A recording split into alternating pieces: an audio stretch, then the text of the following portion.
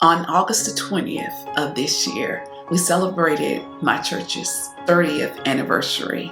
In this video, I will talk about how I have survived 30 years of ministry and also things that I have learned over the couple of decades. This video will be beneficial for a pastor's wife, someone that's in leadership, even a single woman that desires to be a pastor's wife. I just want to encourage you to watch the full video. There's going to be a lot of good, valuable tips that I will share from a pastor's wife point of view. Ministry life is all that I know due to my mom. She was a pastor. She started pastoring when I was a baby. So the purpose of me creating videos about being a pastor's wife is because I want to help other pastors' wives. My goal is to also help Christian single women that desire to be a pastor's wife and you feel that God has called you into ministry. Love the people, but don't get attached. I used to have issues in that area because God has put something naturally in me to where I care about people and I do get attached to them. But I had to learn not to. Over the years, what I have experienced is that whenever we have a member to leave our church, most of the time, if I see them in a public place again, they don't want to speak. They act like that. They don't know you.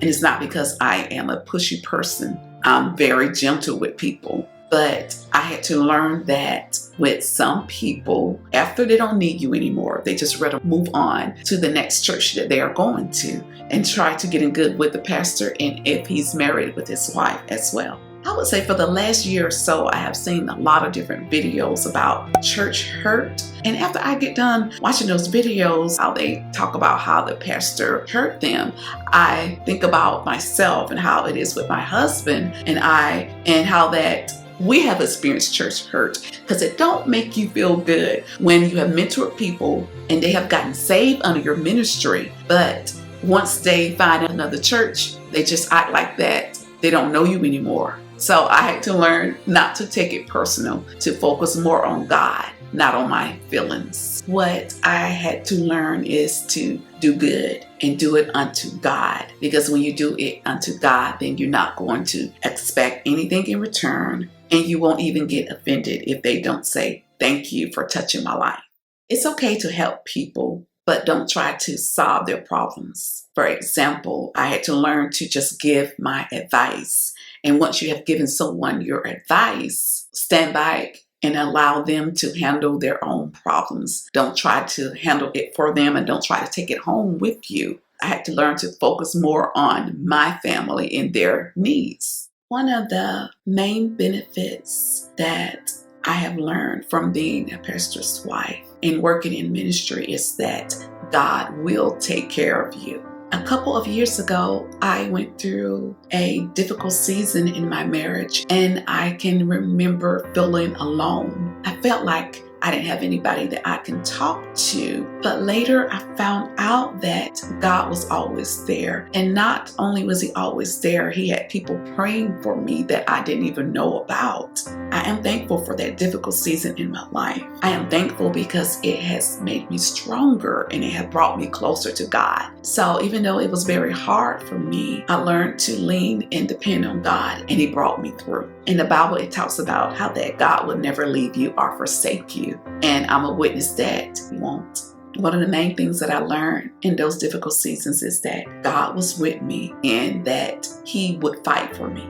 One thing I love about being a middle-aged woman is that I'm able to evaluate my whole life and just to go back and think about where God has brought me from and where I am at now. In the Bible, it talks about how that if you seek God's kingdom first, that all these things will be added unto you. And after 30 years of ministry, when I think about how far my husband and I have come from financially, just to start the ministry, our ministry was started by faith. And it operates by faith today. In the Bible, when it talks about how that God will supply all of your needs, I'm a witness that he will do that for you. I am happy and I am content now. And it's not because of anything good that I have done. I know it's all because of being obedient and following God's path for my life. He has supplied all of my needs. Everything that I need, I have. I realize that what I need is in God.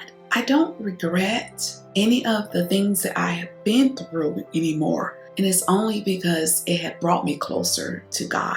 And that's the purpose of trials. They build your character, they make you stronger. Focus on your family. Make sure that their needs are met. In ministry life, it is so easy to try to help everyone else. And what happens is when you do that, you're not able to pay attention to what's going on in your own household if you have kids. And it is because you are exhausted and you are tired. But one thing I find out about being a pastor's wife is one of my main duties is to focus on my home, to make sure that my kids have what they need, to make sure that I am focusing my attention on them in the same way as of being a wife, to make sure that I am taking care of my wifely duties at home. And that's why this is just my personal opinion, but I don't think it's good for the pastor and his wife to be full-time into ministry. For example, what I'm talking about is I don't think it's good for a pastor's wife to co-pastor because both of them would be so caught up in the ministry until their family could go lacking. I had to learn how to be balanced, and I'm still working on that. I know the reason why it's so hard for me to work on just living a balanced life, and it is because being that my mom was a pastor, ministry life was all that I knew, and everything revolved around the ministry. And so when I became a pastor's wife, it was the same thing because that was how I was raised and trained to be. So I'm still working on that now, but I am trying to find balance. One of the main things that have helped me to find balance is practicing self-care. It helped me to focus more on myself and some of the issues that I had. And one of my main issues was low self-esteem. And I had a lot of self-doubt. You may think that those things are small, but it became a strong hold for me because it was holding me back from doing what God had personally called me to do. So I had to start working on myself. And even just believing that whatever it is that God tells me to do, that I can do it because I'm doing it through His strength and not my own. Once I started practicing self-care and just working on self-doubt and low self-esteem, and it put something inside of me to where I had a desire just to start having Christian married wives, which is a ministry. So once I started working on myself, I started working on things that would take me out of my comfort zone. And that's when I started my YouTube channel. And once I did that, God freed me from self-doubt. And then I was able to do more of the things that He called me to do. One of the best things that you can do when you work in ministry is to have a good relationship with God, because you're going to have to depend on Him for a lot of things. And the only way that you will be able to depend on Him is that you're going to have to trust Him. Pray for discernment. You will need discernment in ministry because you're going to need to know people's motives. Just because someone is nice to you and act like that they admire you, it doesn't really mean that is their true feelings. So you're going to have discernment. What's so good about discernment is because you will be able to see through all of that. And it teaches you how to be watchful, to be observant, and don't just take a person by what they say. And even things that they do for you is more about learning them through the Holy Spirit. I had to learn to guard my heart. And that's something that I'm still working on now, because it's so easy after being in ministry for a long time to allow bitterness, resent, regret to build up in you because of some of the things that you have experienced from people. I'm not putting everybody in the same boat, but church people can be a handful. Why I say that is because a lot of Christian church people, they like you and they would cling to you just as long as you are doing things for them. But soon as you stop, then they move on to another church. So I had to learn not to take those things personally, to pray and ask God to purify my mind and my thoughts, to help me to think like Him and to help me focus more on God's work and not on people. It's very important to fear God. And when you fear God, you're not going to take advantage of His people. You're going to respect His work, and you're going to be careful about how the way that you handle things that have to do with His work. You won't take advantage of people because you respect Him and you want to do things that please Him.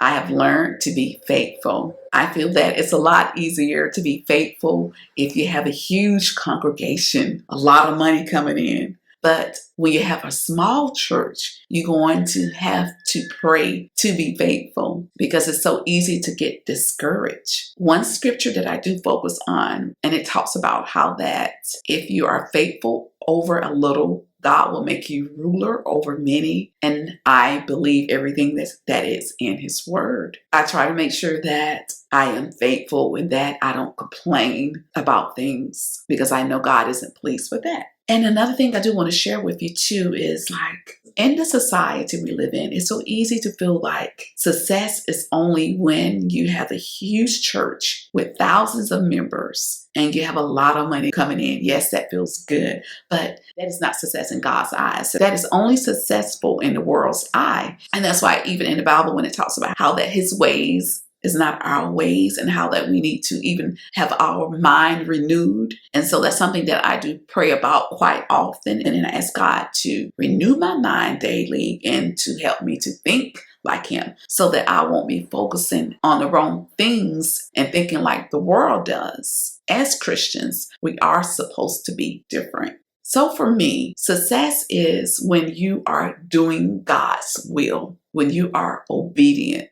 After being in ministry for a couple of decades, there have been seasons in my life to where I have gotten tired. There have been times to where I even desired to have a normal marriage. There have even been times to where I just didn't feel like going to church. But in the Bible, when it talks about they that wait upon the Lord, how that He will renew your strength. God has renewed my strength so many times, and I'm so thankful for it because even though we've been in ministry for 30 years now, I'm still excited about church and working for God. And I know it's only because He renews my strength. So if you are in ministry, a pastor's wife, or you are a Christian leader, I just want to encourage you today and to let you know that if you wait on the Lord, He will renew your strength. He will take care of you and He will fight for you. Whatever it is that God has called you to do those things and don't look at what you don't have or what you need. God will supply all of your needs. I have a question for you. After watching this video, which tip that resonates to you the most? Please share it in the comments. And if you are in ministry and it's something that you want to share to help someone else, please leave your thoughts in the comments below. If you like my message and you just want to support me by subscribing to my channel, clicking on the notification bell, that way you'll be notified when I upload a video, and also click on the thumbs up so that way YouTube will start recommending my videos to more people. Thank you for tuning in, and also make sure you stay tuned to the next upload. I'm going to be talking about the pros and the cons of being a pastor's wife. May God bless you. Bye.